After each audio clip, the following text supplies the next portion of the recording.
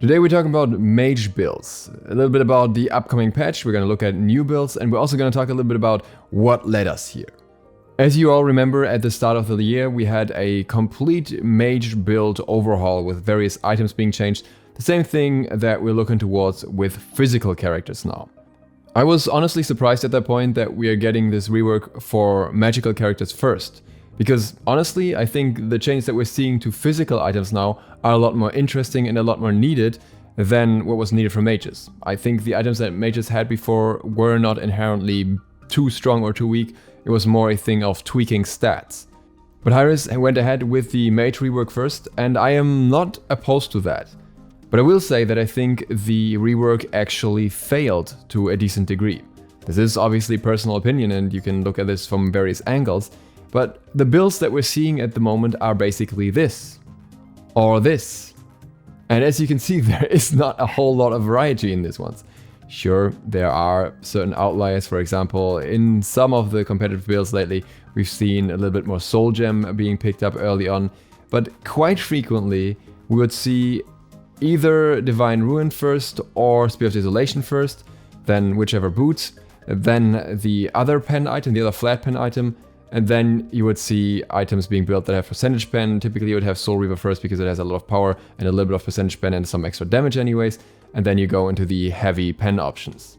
And even here things would depend a little bit on the character you're playing. You could go Obsidian Shard first, you could go Karen's Coin, you could go for Staff of Myrddin in the odd situation. So there was a little bit of flexibility, but the start was almost always the same.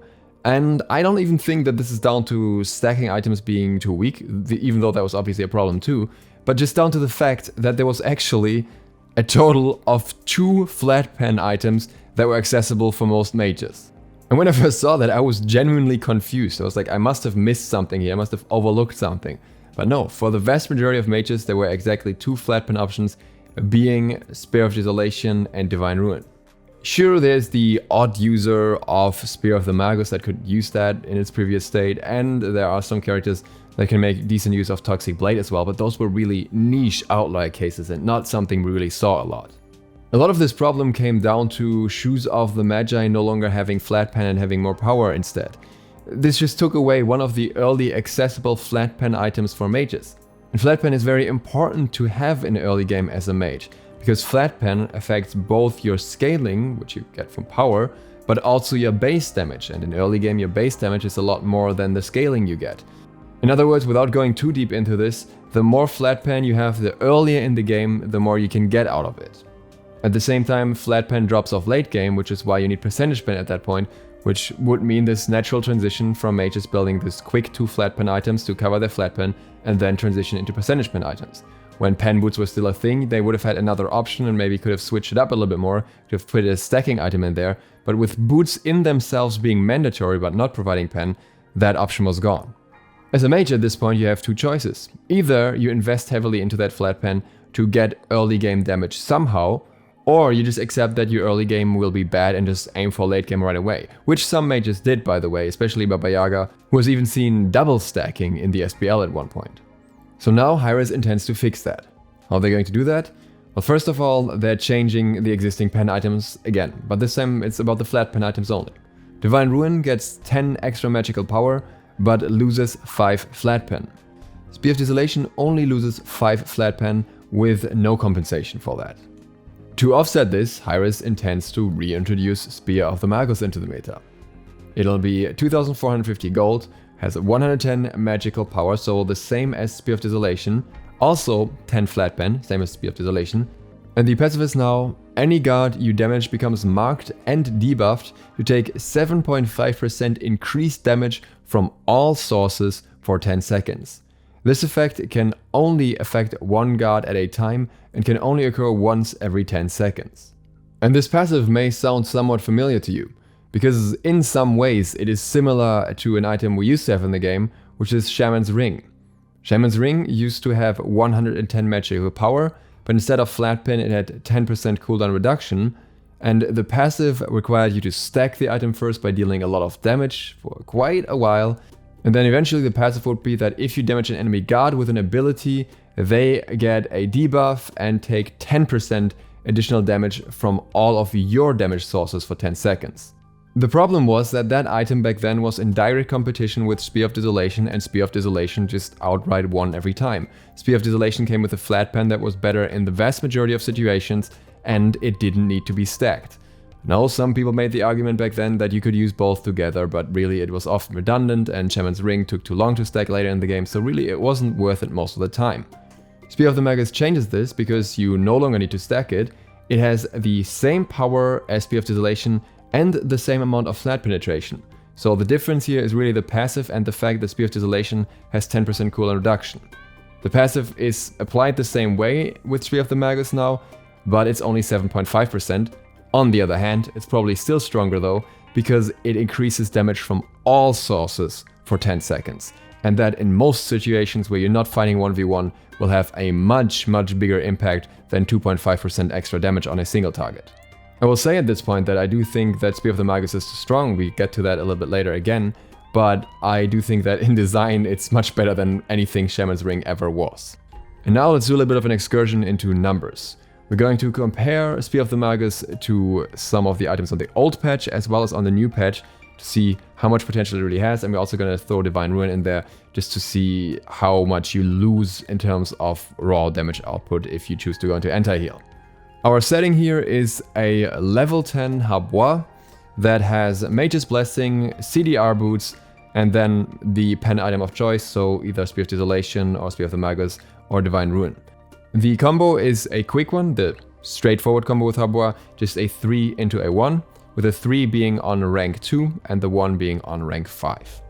Each test is done against 2 targets, one with the base magical protections around that level, so 39 magical protections, and one with a target that has put on an extra magical defense item, heavy magical defense item, and that has a total of 120 magical protections.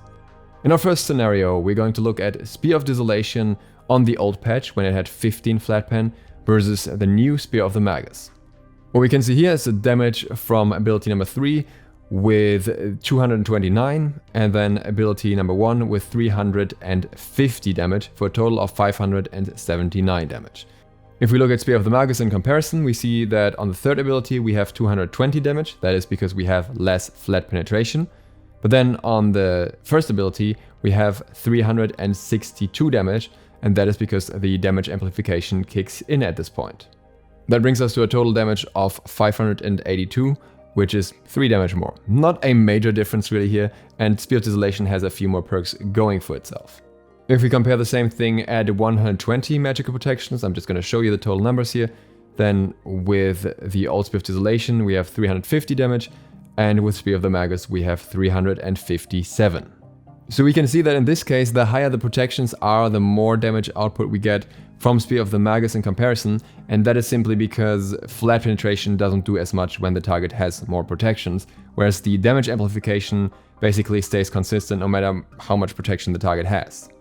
If we look at Spear of Desolation on the new patch, when it has 10 flat pen, so the exact same damage stats as Spear of the Magus, then we know from the start that Spear of the Magus will win this comparison. The question is, how much more damage do you really get?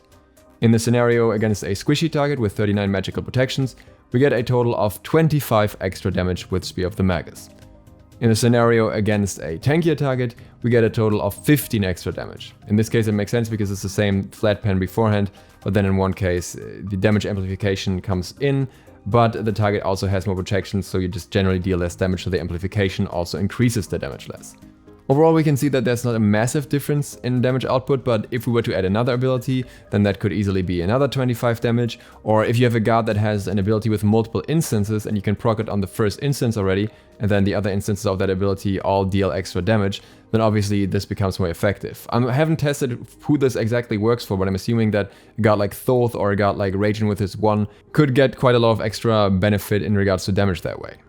And if you're somehow able to ramp this up to say 75 extra damage, then obviously it makes a significant difference already and may be more beneficial in early game than cooldown reduction, depending on the guard that you're playing. It's also worth noting that in early game you won't get the passive from Spear of Desolation all too often. What was almost more important to me is comparing it to Divine Ruin, because Divine Ruin is the anti-heal item and that's often what it's built for. So Divine Ruin obviously comes with less damage because it has 20 less power, but I want to see how much this could be offset by anti-heal. So if we look at the 39 magical protection target here, then we can see that Spear of the Magus deals 49 extra damage with 2 abilities. In the case of the 120 protections target, it is 30 extra damage. I think that is quite a fair bit, especially the 49, and again, if we use a third ability or we have a mage with 4 abilities or whatever, then this can ramp up to 100 to maybe 150 even, which can, doesn't have to, but can in some scenarios mean that you may outdamage the enemy more this way than they can heal against, and then it is reduced by anti-heal. So say for example, the enemy would heal for 100 and anti-heal could reduce that to 60. Then if you were to get 150 extra damage out of Spear of the Magus, Magus would still do a lot more. Factoring in the healing, you would still do a total of 110 extra damage to the enemy health. It's not necessarily always that easy, because often you will hit multiple targets with your anti-heal, or the heal will hit multiple targets, and Spear of the Magus only works against a single target, and at the same time you also have many situations where you might build both items.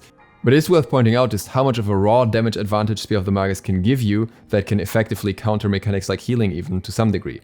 And also, again, this applies to your entire team, so if your teammate is doing damage to that target as well, then this amplifies even more.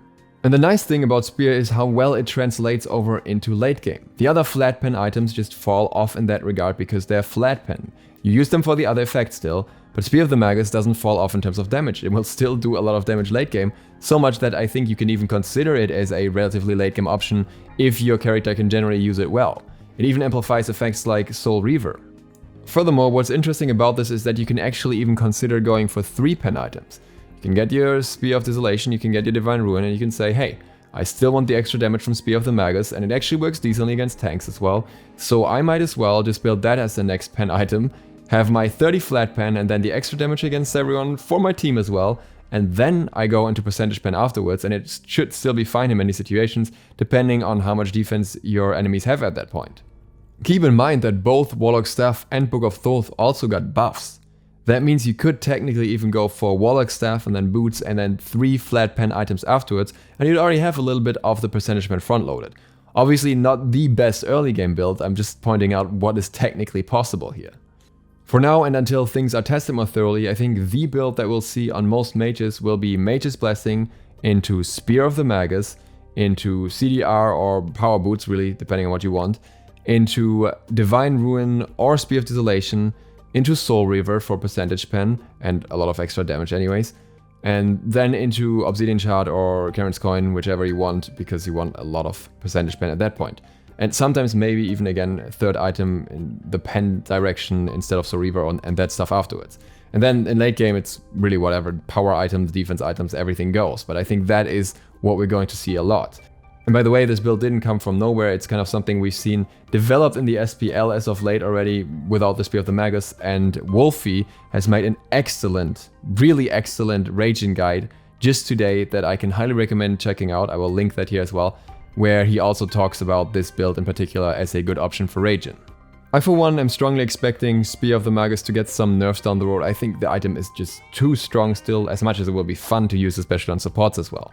In my opinion, mages should get another relatively accessible flat pen option so that they have more varied playstyles and builds along with that, based on being able to get some flat pen into their build but not being forced into the same items over and over. I hope this gave you a good overview of mages in the upcoming patch. Stacking is something we might look at a later point because it's always a bit of a questionable topic if it will actually come into play or not. If you're interested in more SMITE info content surrounding the upcoming changes and everything else, feel free to click the sub button and maybe the bell. It really helps me out and it gets you notified of that stuff. Other than that, see you for the next one soon. Sloth, out.